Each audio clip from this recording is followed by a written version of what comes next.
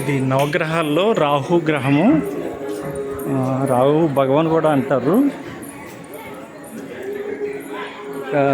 నవగ్రహాల్లో ఈ తమిళనాడు తీర్థయాత్రలో ఈ రోజుకి 5 పూర్తి చేశాను.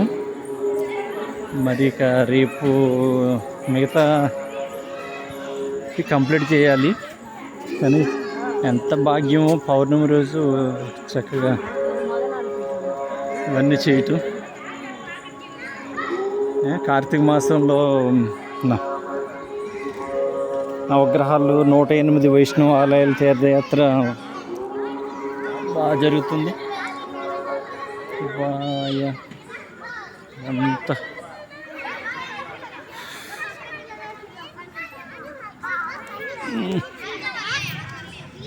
ఎక్కడికి